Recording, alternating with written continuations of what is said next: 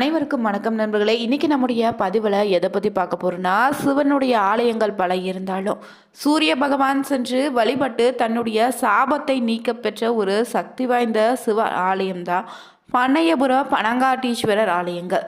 இந்த ஆலயத்திற்கு சென்று வழிபடுவதால் பார்த்தீங்கன்னா கண் கோளாறு சம்பந்தமான பிரச்சனைகள் அனைத்தும் நீங்கிடும், உடல் ஆரோக்கியம் மேம்படுங்க, திருமணம் போன்ற சுப காரியத்தில் இருக்கக்கூடிய தடைகள் நீங்கிடும். நீண்ட நாட்களாக குழந்தை இல்லாதவங்க இந்த ஆலயத்திற்கு சென்று இங்கு விழக்கூடிய பனை பழத்தை சாப்பிடுவதன் மூலம் விரைவில் குழந்தை பாக்கியம் உண்டாவதாகவும் சொல்கிறாங்க.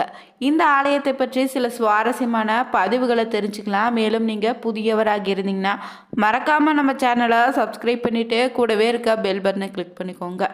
வாங்க நண்பர்களே, வீடியோக்குள்ளே போகலாம். நம்ம எல்லோருக்குமே ஒரு கண்கண்ட கடவுள்னு சொல்லக்கூடிய ஒரு தெய்வம் தான் இந்த சூரிய பகவானுங்க.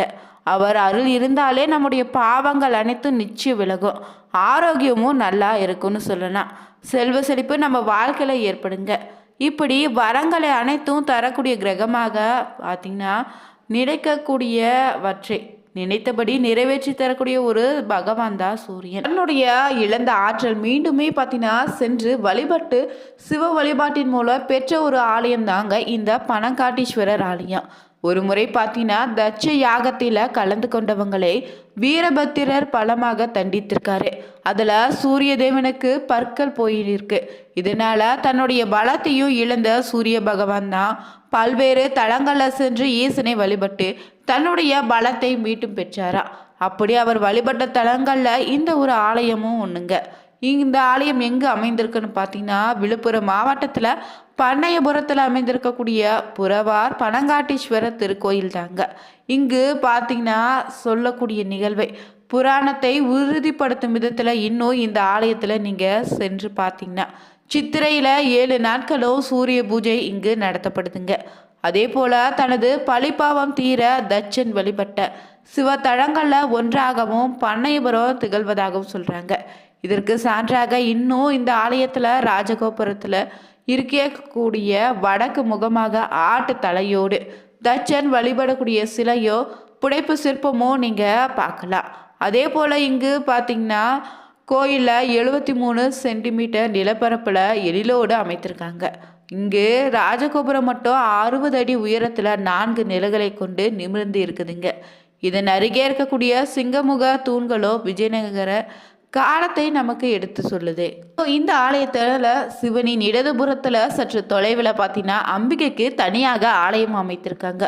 இரவினுடைய பெயர் மெய்யாம்பிகைங்க. இவளுக்கு புறவாமே சத்திய அம்பிகைன்னு பெயர்கள் இருக்குது. கிழக்கு முகமாய் நின்ற குளத்தில் மேலிரு கரங்களில் தாமரை மலர்களை தாங்கியும் கீழிரு கரங்களை அபாய வரத முத்திரை காமிச்ச மாதிரி 4 கரங்களோடு எழிலான கோலத்தில் அன்னை காட்சியளிப்பா. இங்கு பூரண அலங்காரத்தில் இவளுடைய திருவுருவம் நம்மை மெய்சிலுக்கும் விதத்தில் இருக்குங்க. இந்த அன்னையை மனதார பிரார்த்தித்தா விரைவிலே பார்த்தீங்கன்னா குழந்தை பாக்கியம் உண்டாகும். அன்னையினுடைய அழகைக்கான கோடி புண்ணியன்னு சொல்லுவாங்க. அதே போல் இங்கு இருக்கக்கூடிய கொடிமரம் அருகே பல்லவர் கால கற்பலகை விநாயகர் வள்ளி தேவானையுடைய ஆறுமுகம் சன்னதிகள் 63 நாயன்மார்கள் சிலைகளும் மேலும் பார்த்தீங்கன்னா ராஜகோபுரம் உட்புறமாக விநாயகர் தொழக்கூடிய தக்கனின் கோலன்னு அமைத்திருக்காங்க. அதே போல் இந்த ஊரில் பார்த்தீங்கன்னா தீராத பஞ்சத்து வழக்குகளில் கூட முடிவாக அன்னை மெய்யாம்பிகை மீது சத்தியம் செய்ய சொல்வது ஒரு வழக்கமாக இருக்குங்க. இதுதான் இந்த கோவிலுடைய தனி சிறப்புன்னு ஏன்னு சொல்லலாம். ஏன்னு பார்த்தீங்கன்னா தவறாக பொய் சத்தியம் செய்தாங்கன்னா அடுத்த 8 நாட்களுக்குள்ள தண்டனை பெறுவது உறுதின்னு சொல்லப்படுதுங்க. அவ்வளவு சக்தி வாய்ந்த அன்னையாக இங்கு அம்பாள் பார்த்தீங்கன்னா அருள் பாலிக்கிறாங்க. இங்கு ஆண்டுதோறுமே சித்திரை மாத முதல் நாள் இருந்து தொடர்ந்து பார்த்தீங்கன்னா 7 நாட்கள் சூரிய உதயத்தின் போது சூரியன் தன்னுடைய பொன்னிற ஒளி கதிர்களால் நீண்டு வளர்ந்துள்ள ராஜகோபுரம் கொடிமரம் பலிபீட நந்தி மண்டபம்னு எல்லாம் கடந்து கருவறையில் வீற்றிருக்கக்கூடிய பனங்காட்டீசனுடைய சிரசில மீது பட்டு வணங்குறாராம். இதன் பின்னாடி பார்த்தீங்கன்னா மேல கீழிறங்கி வந்து சிவனின் பாதத்தில் நிழல் விழுதுங்க. அதோடு பாதத்தை தொடும் அதே வேளையில் பார்த்தீங்கன்னா சற்று தொலைவில் அமைந்திருக்கக்கூடிய மெய்யாம்பிகை அம்மனுடைய சிரசின் மீது ஒளிக்கதிர்கள் விழக்கூடிய அதிசயம் இங்கே மட்டும்தான் பார்க்க முடியும். இதன் பின்பு பார்த்தீங்கன்னா அதே மெல்ல கீழிறங்கி வந்து அன்னையின் பாதத்தில் அடைவதோடு சூரிய பூஜையும் நிறைவு பெறுதுங்க. அதே போல் இந்த ஆலயத்தில் சூரியன் தன் ஒளி கதிர்களால் நிகழ்த்தி வரக்கூடிய அரிய நிகழ்ச்சி இந்த கோவிலுக்கு ஒரு தனி பெருமையை எடுத்து சொல்லுது. இந்த ஆலயத்தில் தலை விருட்சமாக பார்த்தீங்கன்னா அம்பனை உயரமாகவும் பெண் பானை குள்ளமாகவும் காட்சி தருவது ரொம்ப சிறப்புங்க. ஏன்னா பெண் பனையிலிருந்தே விழக்கூடிய பழத்தை உண்பவர்களுக்கு மகப்பேறு கிடைக்குன்னு நம்பிக்கையாக இந்த ஆலயத்துக்கு சென்று பார்த்தீங்கன்னா வழிபடுறாங்க. பனை மரங்கள் நிறைந்த பூமியாக இத்தலம் இருப்பதால பனையபுரன்னு சொல்லப்படுவதாக சொல்றாங்க. மேலும் இந்த ஆலயத்துல பார்த்தீங்கன்னா பிரதான பிரார்த்தனையாக திருமண தடை நீங்கவோ குழந்தை பேருக்காகவோ நிறைய பேர் வந்து வழிபட்டு செல்றாங்க. அதே போல கல்வி வேள்விகள்ல சிறந்து விளக்கமோ இத்தல இறைவனிடம் பிரார்த்தனை செய்யப்படுதுங்க. அவங்களுடைய பிரார்த்தனை நிறைவேறிய பிறகு பார்த்தீங்கன்னா இந்த ஆலயத்திற்கு வந்து தங்களுடைய நேர்த்தி கடனை இறைவனுக்கு அபிஷேகம் செய்தும் புது வஸ்திரம் சாத்தியம் கோயில் திருப்பணிக்கு தங்களால் இயன்ற பொருளுதவி அளித்தோ நேர்த்தி கடனை செலுத்தி செல்றாங்க. இந்த ஆலயத்தினுடைய தனி சிறப்பு என்னன்னு பார்த்தீங்கன்னா சூரிய பகவானே வழிபட்ட தலமாக அமைந்திருக்கு. வெளிப்பிரகாரத்துல விநாயகர் ஆறுமுகர் சன்னதிகளும் இருக்குங்க. பக்கத்திலேயே தாளமரமாகிய பனை மரமும் 3 இருக்கு. அம்பாள் சன்னதியும் கிழக்கு நோக்கி நின்ற கோலத்துல அம்பாள் அருள்பாலிக்கிறாரு. ஒரு முறை பார்த்தீங்கன்னா சிவபெருமானை நித்தித்த தக்கன் செய்த வேள்விக்கு சென்று அபிர்பாகம் செய்த அனைத்து தேவர்களுக்கும் சிவபெருமான் பார்த்தீங்கன்னா கோபத்துக்கு ஆளாயிருக்காங்க. அகோர வீரபத்திர சிவபெருமானின் கட்டளையின்படி தக்கனது வேள்வி சாலைக்கு சென்று தேவர்களுக்கு தண்டனை தந்திருக்காரு. தண்டனையில சூரியனும் ஒளி எழுந்துட்டாரு.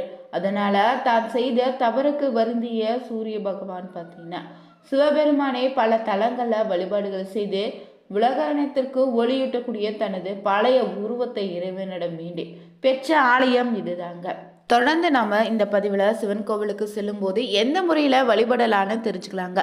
ஒவ்வொரு கோவிலுக்கு ஒவ்வொரு விதமான வழிபாட்டு முறைகள் இருக்கு. அவற்றில் சிவன் கோவிலில் இந்த முறையில் வழிபடுவதன் மூலம் சிவனுடைய முழு அருளும் நிச்சயம் நமக்கு உண்டாகும். சிவபெருமானுடைய பரிபூர்ண அருள் உண்டாகணும்னா இந்த முறையில் ஆலயத்துக்கு செல்லும் போது வழிபடுங்க. இங்கே கோவிலுக்குள்ளே செல்லும்போது நேர்மறையான எண்ணத்தோடு தான் நீங்கள் செல்லணும். அந்த நேர்மறையான ஆற்றல் உங்களுடைய வாழ்க்கையில் சில திருப்பு முனையை கூட ஏற்படுத்தலாங்க. இருந்தாலும் சிவன் கோவிலுக்கு செல்வதாக இருந்தீங்கன்னா உங்களுக்கு கிடைக்கக்கூடிய பலன்கள் என்னன்னு பார்த்தீங்கன்னா சிவன் கோவிலுக்கு செல்லும்போது என்னென்ன விஷயங்களை பின்பற்ற வேண்டும்னு தான் இந்த பதிவில் தொடர்ந்து பார்க்குறோம். ஒவ்வொரு முறை இப்படி நீங்கள் சிவன் கோவிலுக்கு சென்று வந்து பாருங்கள். உங்கள் வாழ்க்கையில் நடக்கக்கூடிய மாற்றத்தை நீங்கள் உணர முடியும். வீட்டிலிருந்தே சிவன் கோவிலுக்கு கிளம்பும் போதே நெற்றியில விபூதி இட்டுக்கோங்க. மனதிற்குள்ள ஓம் நமச்சிவாய ஓம் நமச்சிவாய என மந்திரத்தை உச்சரித்து கொண்டேதான் செல்ல வேணுங்க. எந்த மந்திரத்தை வேண்டுமானாலும் சிவனின் மந்திரத்தை நீங்க உச்சரிக்கலாம். அதே போல கோவிலுக்குள்ள நுழைந்த உடனே நந்தி தேவரோட அனுமதி வாங்கி கொண்டு சிவனை தரிசனம் செய்ய செல்லணும். சிவனை தரிசனம் செய்ய செல்லும் போதே குறைந்தபட்சம் கையில 2 வில்வ இலையாவது எடுத்து செல்லுங்க. எப்போதெல்லாம் நீங்கள் வில்வ இலையால் மாலை கட்டி சிவபெருமானுக்கு போட முடியுமோ அப்போதெல்லாம் போடலாம். அதே போல் அந்த வில்வ மாலையில் நுனியில் ஒரு மஞ்சள் துணியில் பார்த்தீங்கன்னா 21 மிளகு இல்லைனா 11 மிளகு இல்லைனா 51 மிளகு என்று எத்தனை மிளகு வைக்க முடியுமோ வச்சு முடிச்சு போட்டு சிவபெருமானுக்கு மாலையாக சாத்திட்டு வாங்க. சிறிது நேரம் அந்த மாலை சிவன் கழுத்தில் அப்படியே இருக்கட்டும். பிறகு மூலவரை தரிசனம் செய்துட்டு பிரகாரத்தில் வலம் வந்து வழிபடுங்க. பிரகாரத்தை சுற்றி இருக்கக்கூடிய மற்ற தெய்வங்களிடம் பிரார்த்தனை வச்சிடுங்க. பிறகு இறுதியாக சிவன் கோவிலில் ஏதாவது ஒரு இடத்துல அரை மணி நேரம் கண்களை மூடி அமர்ந்த நிலையில் தியானத்தில் பார்த்தீங்கன்னா சிவனுடைய மந்திரத்தை உச்சரிக்கணும்.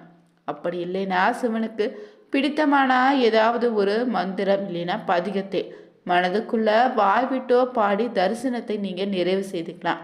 பிறகு பார்த்தீங்கன்னா கோயில் குருக்களிடா சொல்லி நீங்கள் சாத்திய மிளகு கட்டிய வில்வ மாலையில் இருக்கக்கூடிய மிளகு முடிச்சை மட்டும் திரும்ப பெற்றுக்கோங்க. அந்த மிளகை வீட்டுக்கு கொண்டு வந்து வைத்து தினமும் ஒரு மிளகு என்ற வீதம் நன்றாக மென்று சாப்பிட்டு வந்தால் உடலில் இருக்கக்கூடிய பிணிகள் நீங்க உடல் ஆரோக்கியம் மேம்படும்.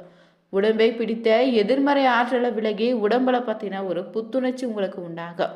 உங்களுக்கு வெற்றி மேல் வெற்றி இனி உண்டாகிடுங்க. முடிந்தவங்க இதை முயற்சி செய்து பாருங்க. வாய்ப்பு கிடைச்சா தவறாம இந்த பனங்காட்டீஸ்வரர் ஆலயத்துக்கு சென்று வழிபட்டுவாங்க. ஓம் நமச்சிவாய எனும் மந்திரத்தை 3 முறை கமெண்ட் பாக்ஸில் பதிவிடுங்க. வீடியோ பிடிச்சிருந்தா லைக் பண்ணுங்க, ஷேர் பண்ணுங்க, கமெண்ட் பண்ணுங்க. புதியவராக இருந்தீங்கன்னா மறக்காம வேலை இருக்க பேமை சேனலை சப்ஸ்கிரைப் பண்ணிவிட்டு கூடவே இருக்க பெல் பட்டனை கிளிக் பண்ணிக்கோங்க. அனைவருக்கும் நன்றி நண்பர்களே.